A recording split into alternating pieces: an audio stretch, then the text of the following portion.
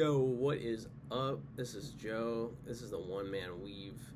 And I am so confident that I'm right about LeBron that I am just making content as if he's already on the Sixers. The Sixers 2026-2027 roster, as currently actually constructed, would be Tyrese Maxey at the 1, VJ Edgecombe at the 2, Jaylen Brown, can't believe it, at the 3. At the 4, you probably have Dean Wade. And then at the 5, you got, the theory of Joel Embiid, God bless him, and gotta figure that out. Huck Porty and Adembona is not, well, actually, I can't speak for Huck Porty, but I know Adembona well, and that's not gonna work out. Anthony Simons is a really exciting signing. 2 years for $12 million, man. I don't follow like the whole league because I don't have time. I don't really know what happened to him. He was scoring 19 points a game 2 years ago, and I think he was scoring over 20 points a game the previous 2 years before that. I know he's not like good enough to, be the number one option on a playoff team, but like considering this is an organization that employed Kyle Lowry as a player a couple weeks ago, the idea of Anthony Simons running a second unit is actually just making me almost as giddy as Jaylen Brown, to be honest with you.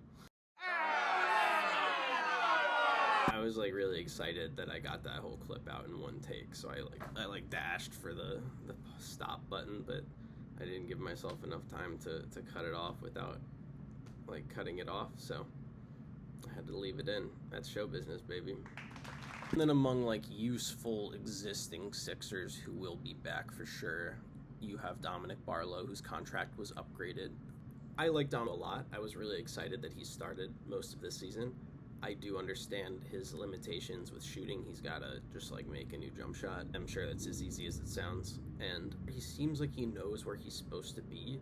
But the Sixers were, I think, second to last in rebounding this past season. And he fell off as a rebounder in a way that it was weird to see a fourth year, like I think he's 22-year-old guy fall off like that. Earlier in the season, he was rebounding pretty well. The Sixers need rebounding. Sheesh, if there was a guy on the market who, I don't know, could give you 7 rebounds a game along with like 7 assists and 27 points, and I think you should come here. I actually own a LeBron Cavs shirt and just a General Warriors baseball shirt. This thing is sick. I'm too superstitious to have worn either of them. Otherwise, I would have worn this for the bit. But kind of I don't have a Heat item, but I could burn them with Heat. But that might send LeBron to the Heat, so I'm not sure. I jumped the gun again on the reaching for the stop button, but I've experienced personal growth in the last 7 minutes, and I don't feel the need to make a big deal about it. Justin Edwards has played 2 years for the Sixers out of Kentucky. He was from Philly originally, went to high school in the Philly area. He kind of flamed out. He was one of the top prospects in the country going into college, and then at Kentucky, I think he only averaged 8 points a game. I really have no idea what the context was. He's a super quiet guy, and he seems just like humble and happy to be here now that he's in the NBA, so hard to say, but he had a promising rookie year for someone who ended up going undrafted, and he was contributing. But then summer league this past season and the beginning of the season, he was really awful, and he got better, but he kind of had a down trajectory year from his first year. He's 6'7", 220 maybe. He's got some meat on him. He's a big boy, and he can contribute to an NBA team. He did not shoot very well in the playoffs, but the Sixers needed somebody with a 6'7" body, and he can shoot a little bit. He's streaky. Everybody's got to get better at that. I think Justin Edwards will contribute on this roster. And he might actually learn a lot from Jaylen Brown. That's exciting to think about. The Sixers drafted Lil Baron Philon Jr., a rookie guard, about 6'3". He fell in the draft similar to Tyrese Maxey, not for the same reason. That was more of like a COVID injury. Didn't get to see him in March Madness thing, but LeBaron, not to be confused with LeBron Philon Jr. I'm excited to see him. A lot of people are excited about him who I trust.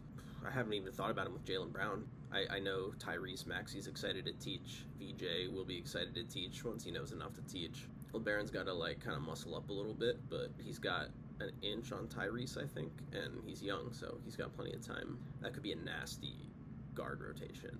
Absolutely nasty. Beyond that, the only active bench sixer that I'm really interested in seeing more of is Jabari Walker. He was kind of like Dom Brown, yikes, Dom Barlow level player last season, but Barlow kind of pulled away a little bit in terms of skill set, usefulness to the team. Jabari's actually, ironically, a very good rebounder compared to like a lot of the guys who you would think would be on the team, but that's not enough of a skill for him to be in there, and he hasn't shown enough on offense to be really excited. That's why Dom got the contract. Really what this is about is Joel Embiid becoming the first designated hitter in the history of the NBA. That's what's going to happen. LeBron is going to start at the 4, Joel's going to start at the 5, but you're going to see a lot of second quarter Dean Wade at the 4, LeBron small ball 5. Jaylen Brown is a nice big 3 for a small ball 5, and then you got like VJ Muscular at the 2. It's gonna be great. You guys are gonna freaking love it, and it is gonna happen. I'm awesome, and I'm right.